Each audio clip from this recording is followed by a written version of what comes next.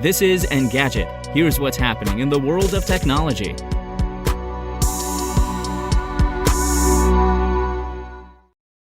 Today is January 4th.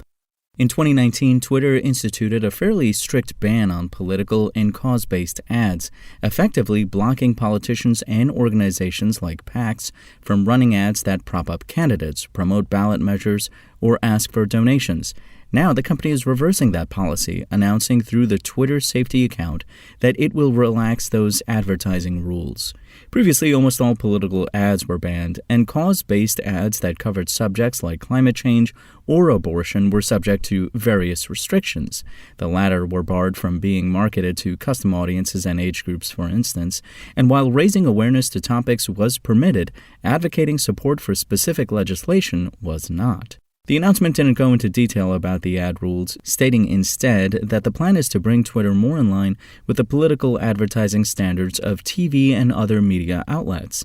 Although it's not completely clear what that means, it's worth noting that TV and broadcast markets that use the public airwaves are required to follow certain FCC rules regarding political advertising that Twitter may not be subject to. Either way, the change could help Twitter make up for the advertisers who left in the weeks following Elon Musk's purchase of the platform, which saw brands like GM, Audi, General Mills, and others pause advertising. As for Twitter, the social media company says that it's making the policy change because it believes that cause-based advertising can facilitate public conversation around important topics. And Meta isn't the only tech heavyweight making tools to help root out terrorist content. The Financial Times has learned Google's Jigsaw is developing a free tool to help smaller websites detect and remove extremist material. The project, built with the help of the UN-supported Tech Against Terrorism, makes it easier for moderator teams to deal with potentially illegal content. The effort has the assistance of the Global Internet Forum to Counter Terrorism, founded by Google, Meta, Microsoft, and Twitter, which offers a cross-service database of terrorist items. 2 unnamed sites will test the code later this year. As with Meta's open-source utility, Google's tool is meant to assist sites that can't afford to develop AI detection algorithms or hire a large moderation staff. That may be critical when the European Union's Digital Services Act and the UK's looming Online Safety Bill will both require that site operators pull extremist content to avoid penalties.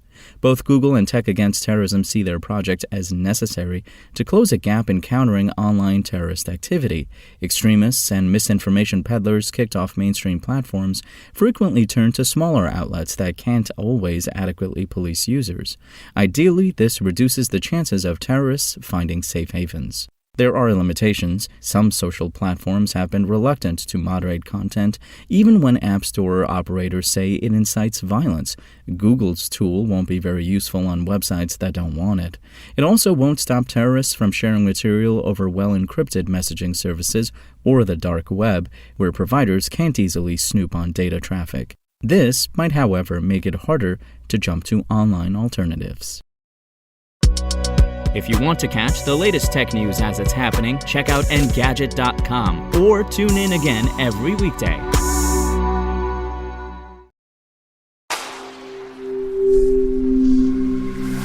SpokenLayer.